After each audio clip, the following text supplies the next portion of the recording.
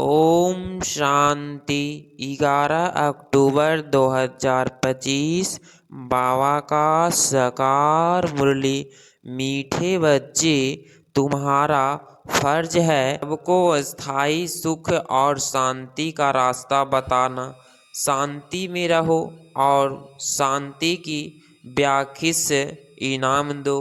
प्रश्न: किस गुहा राज्य को समझने के लिए बेहद की बुद्धि चाहिए? उत्तर: ड्रामा की जो सीन जिस समय चलनी है उस समय ही चलेगी। इसकी डायरेक्ट आयु है। बाप भी अपने डायरेक्ट टाइम पर आते हैं। इससे 1 सेकंड का भी फर्क नहीं पड़ सकता है। पूरे 5000 वर्ष के बाद बाप आकर प्रवेश करते हैं। यह गुहा राज्य समझाने के लिए बेहद की बुद्धि चाहिए। गीत: बदल जाए दुनिया ना बदलेंगे हम, बदल जाए दुनिया ना बदलेंगे हम। ओम शांति। रूहानी बच्चे प्रति रूहानी बाप बैठ समझाते हैं, बच्चों को रास्ता बताते हैं। शांति धाम और सुख धाम का इस समय सब मनुष्य विश्व में शांति चाहते हैं।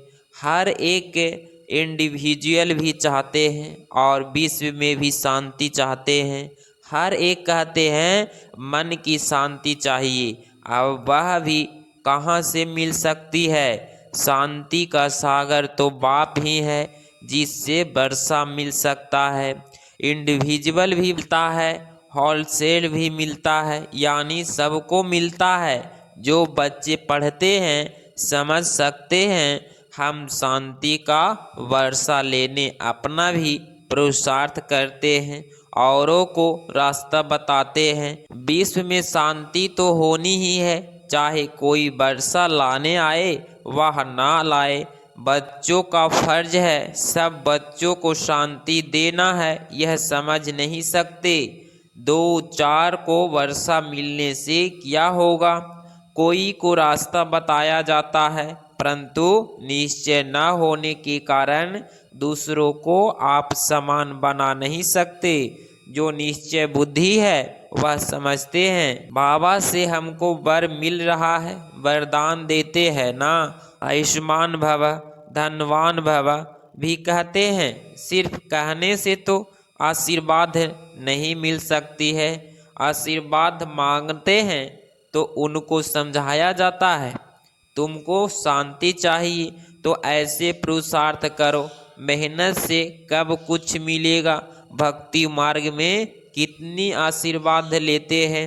माँ बाप, टीचर, गुरु आदि सबसे मांगते हैं हम खुशी और शांति रहें, परंतु रह नहीं सकते क्योंकि इतने ढेर मनुष्य हैं, उनको सुख शांति मिल कैसे सकती? गाते भी है शांति देवा, बुद्धि में आता है हे परम पिता परमात्मा हमको शांति की ख्वाहिश करो। वास्तव में ख्वाहिश उसको कहा जाता है जो चीज उठाकर देवे। कहेंगे यह तुमको वशिष्य है, इनाम है। बाप कहते हैं वशिष्य कोई कितनी भी करते हैं, धन की, मकान की, कपड़े आदि की करते हैं, वह हुआ दान पुण्य अल्पकाल के लिए। मनुष्य मनुष्य को देते हैं, साहूकार गरीब को अथवा साहूकार को देते आए हैं। परंतु यह तो है शांति और सुख स्थायी। यहाँ तो कोई एक जन्म के लिए भी सुख शांति नहीं दे सकते क्योंकि उनके पास है ही नहीं। देने वाला एक ही बाप है। उनको सुख शांति पवित्रता का सागर कहा जाता है। उच्च ते उच्च भगवान की है महिमा गाई जाती है, समझते हैं से ही शांति मिलेगी। फिर वह साधु संत आदि पास जाते हैं क्योंकि भक्ति मार्ग है, ना तो फेरा फिराते रहते हैं। वह सब है अल्पकाल के लिए पुरुषार्थ। तुम बच्चों का भी वह सब बंद हो जाता है। तुम लिखते भी हो बेहद की बाप से 100% पवित्रता सुख शांति का वर्षा पा सकते हो। यहाँ 100% अपवित्रता, दुख या शांति है। परंतु मनुष्य समझते नहीं, कहते ऋषि मुनि आदि तो पवित्र है, परंतु पैदाई तो फिर भी विश्व से होती है ना। मूल बात ही यह है, रावण राज्य में पवित्रता हो न सके। पवित्रता, सुख आदि सबका सागर एक ही बाप है। तुम जानते हो, हमको शिव बाबा से 21 जन्म में अर्थात आधा कल्प 2500 वर्ष के लिए वर्षा मिलता है। यह तो गारंटी है, आधा कल्प सुख धाम, आधा कल्प दुख धाम। सृष्टि के दो भाग्य है, एक नई एक पुरानी।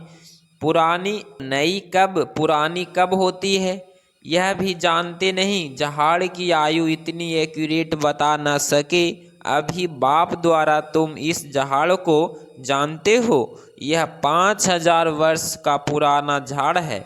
इनकी एक्यूरेट आयु का तुमको पता है, और जो झाड़ होते हैं उनकी आयु का किसको पता नहीं होता है।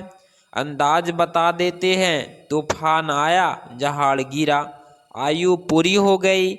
मनुष्यों का भी पता है, मौत होता रहता है। इस बेहद के झाड़ की आयु पूरे 5000 वर्ष है। इसमें एक दिन न कम न जास्ती हो सकता है। यह बना बनाया ड्रामा है, यह बना बनाया झाड़ है, इसमें फर्क नहीं पड़ सकता। ड्रामा में जो सीन जिस समय चलनी है उस समय ही चलेगी, हूबहू रिपीट होना है। आयु भी एक्यूरेट है, बाप को भी नई दुनिया स्थापन करने आना है, एक्यूरेट टाइम पर आते हैं। 1 सेकंड का भी उसमें फर्क नहीं पड़ सकता। यह भी अब तुम्हारी बेहद की बुद्धि हुई, तुम ही समझ सकते हो। पूरे 5000 वर्ष बाद बाप आकर प्रवेश करते हैं। इसीलिए शिवरात्रि कहते हैं। कृष्ण के लिए जन्माष्टमी कहते हैं, शिव की जन्माष्टमी नहीं करते, शिव की रात्रि करते हैं। क्योंकि अगर जन्म हो तो फिर मौत भी हो। मनुष्यों को जन्मदिन कहेंगे, शिव के लिए हमेशा शिवरात्रि कहते हैं। दुनिया में इन बातों का कुछ भी पता नहीं। तुम समझते हो शिवरात्रि क्यों कहते हैं, जन्माष्टमी क्यों नहीं कहते?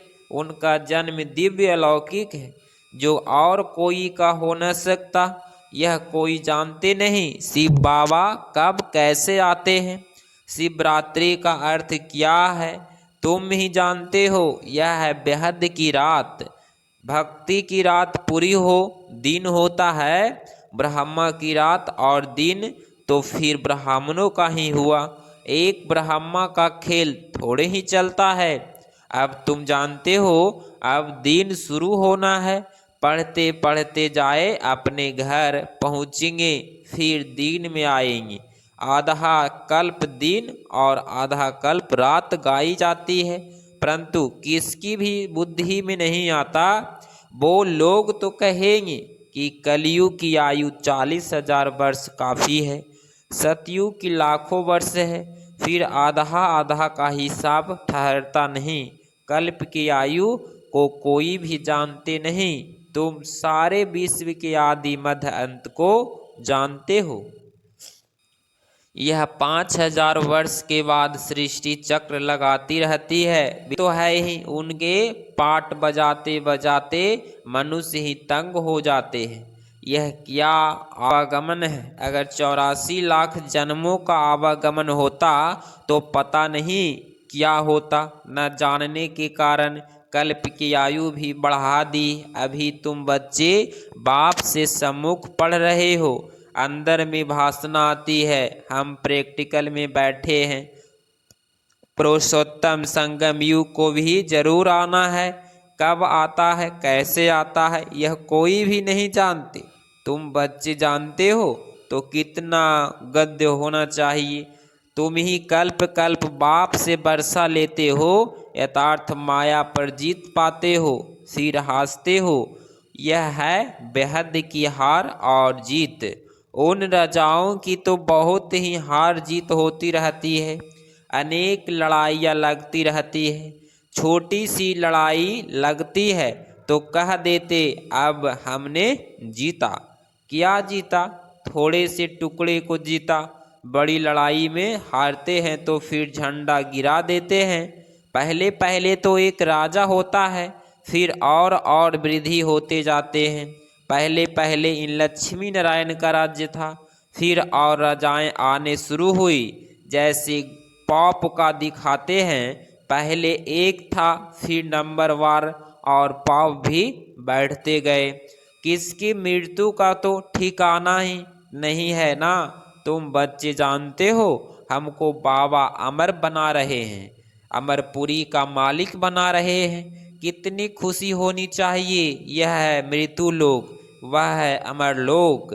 इन बातों को नया कोई समझ न सके, उनको मजा नहीं आएगा जितना पुरानों को आएगा।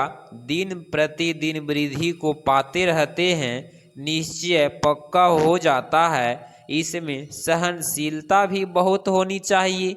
यह तो आसुरी दुनिया है, दुख देने में देरी नहीं करते। तुम्हारी आत्मा कहती है हम अभी बाबा की श्रीमत पर चल रहे हैं, हम संगम युग पर हैं, बाकी सब कलयुग में हैं। हम अभी पुरुषोत्तम बन रहे हैं। पुरुषों में उत्तम पुरुष पढ़ाई से ही बनते हैं, पढ़ाई से ही चीफ रजिस्टर आदि बनते हैं ना। तुमको बाप पढ़ाते हैं, इस पढ़ाई से ही अपने पुरुषार्थ अनुसार पद पाते हो। जितना जो पढ़ेंगे उतना ग्रेड मिलेंगे। जिसमें रजाई की ग्रेड है, वैसे उस पढ़ाई में रजाई की ग्रेड नहीं होती है। तुम जानते हो हम राजाओं का राजा बन रहे हैं, तो अंदर में कितनी खुशी होनी चाहिए। हम डबल सीतराज बहुत उच्च बनते हैं। भगवान बाप हमको पढ़ाते हैं। कभी कोई समझ न सके कि निराकार बाप कैसे आकर पढ़ाते हैं। मनुष्य पुकारते भी हैं, हे पतित पावन, आकर हमको पावन बनाओ, फिर भी पावन बनते नहीं। बाप कहते हैं काम महाशत्रु है। तुम एक तरफ पुकारते हो कि पतित पावन आओ, अब मैं आया हूँ, कहता हूँ बच्चे पतितपना छोड़ दो, तो तुम छोड़ते क्यों नहीं? ऐसे थोड़े ही बाप तुमको पावन बनाए और तुम पतित बनते रहो। ढेर ऐसे पतित बनते हैं। कोई सत्य बताते हैं बाबा यह भूल हो गई। बाबा कहते हैं कोई भी पाप कर्म हो जाए तो फौरन बताओ। कोई सच कोई झूठ बोलते हैं। कोई पूछते हैं मैं थोड़े ही एक एक के अंदर को बैठ जानूंगा, यह तो हो न सके। मैं आता ही हूँ सिर्फ राय देने, पावन नहीं बनेंगे तो तुम्हारा ही नुकसान है। मेहनत कर पावन से फिर पतित बन जाएंगे तो की कमाई चट हो जाएगी, लज्जा आएगी। हम खुद ही पतित बन पड़े हैं, फिर दूसरों को कैसे कहेंगे कि पावन बनो। अंदर खाएगा कि हमने कितना फरमान का उल्लंघन किया। या तुम बाप से डायरेक्ट प्रतिज्ञा करते हो, जानते हो बाबा हमको सुख धाम शांति धाम का मालिक बना रहे हैं, हाजिर नाजिर है, हम उसके सम्मुख बैठे हैं। इनमें पहले यह नॉलेज थोड़े ही थी, न कोई गुरु ही था जिससे नॉलेज दी। अगर गुरु होता तो सिर्फ एक को ज्ञान देंगे क्या? गुरुओं के फॉलोवर्स तो बहुत होते हैं ना, एक थोड़े ही होगा। यह समझने की बातें है ना। सत्य गुरु है ही एक, वह हमको रास्ता बताते हैं, हम फिर दूसरों को बताते हैं। तुम सबको कहते हो बाप को याद करो, बस उच्च ते उच्च बाप को याद करने से ही उच्च पद मिलेगा। तुम राजाओं के राजा बनते हो, तुम्हारे पास अनगिनत धन होगा, तुम अपनी झोली भरते हो ना। तुम जानते हो बाबा हमारी झोली खूब भर रहे हैं। कहते हैं कुबेर के पास बहुत धन था, वास्तव में तुम हर एक कुबेर हो। तुमको बैकुंठ रूपी खजाना मिल जाता है। खुदा दोस्त की भी कहानी है। उनको जो पहले मिलता था उनको एक दिन के लिए बादशाही देते थे। यह सब दृष्टांत है। अल्लाह माना बाप अव्वल दिन रचता है, फिर साक्षात्कार हो जाता है। तुम जानते हो बरोबर हम राजयोग बल से विश्व की बादशाही लेते हैं। अच्छा, मीठे मीठे सिकिलधे बच्चों प्रति माता पिता बाप दादा का याद प्यार और गुड मॉर्निंग। रूहानी बाप की रूहानी बच्चों को नमस्ते नमस्ते। धारणा के लिए मुख्य सार पॉइंट नंबर फर्स्ट, इस आसुरी दुनिया में बहुत बहुत सहनशील बनकर रहना है। कोई गाली दे दुख दे तो भी सहन करना है। बाप की श्रीमत कभी नहीं छोड़नी है। पॉइंट नंबर 2, डायरेक्ट बाप ने पावन बनने का फरमान किया है, इसीलिए कभी भी पतित नहीं बनना है। कभी कोई पाप हो तो छिपाना नहीं है। 12 अक्टूबर 2025 का वरदान, एक नामी और इकोनॉमी के पाठ। एक नामी और इकोनॉमी के पाठ द्वारा हलचल में भी अचल अडोल भव। स्पष्टीकरण, समय परमान वायुमंडल अशांति और हलचल का बढ़ता जा रहा है। ऐसे समय पर अचल अडोल रहने के लिए बुद्धि की लाइफ बहुत क्लियर होनी चाहिए। इसके लिए समय परमान टचिंग और कैचिंग पावर की आवश्यकता है। इसको बढ़ाने के लिए एक नामी और इकोनॉमी वाले बनो। एक नामी और इकोनॉमी करने वाले बच्चे को लाइन क्लियर होनी चाहिए। बाप दादा के डायरेक्शन को सहज कैच कर हलचल में भी अचल अडोल रहते हैं। स्लोगन, स्थूल सूक्ष्म कामनाओं का त्याग करो, तब किसी भी बात का सामना कर सकेंगे। अव्यक्त इशारे स्वयं और सर्व के प्रति मनसा द्वारा योग की शक्तियों का प्रयोग करो। अभी मनसा की क्वालिटी को बढ़ाओ तो क्वालिटी वाली आत्माएं समीप आएगी। इसमें डबल सेवा है, स्वह की भी और दूसरों को भी। स्वह के लिए अलग मेहनत नहीं करनी पड़ेगी, प्रलब्ध प्राप्त है। ऐसी स्थिति अनुभव होगी इस समय की श्रेष्ठ प्रलब्ध है। सदा स्वयं सर्व प्राप्तियों से संपन्न रहना और संपन्न बनना।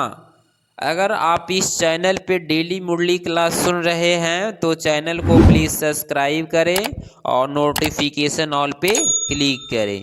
मिलते हैं अगली मुरली क्लास में। ओम शांति।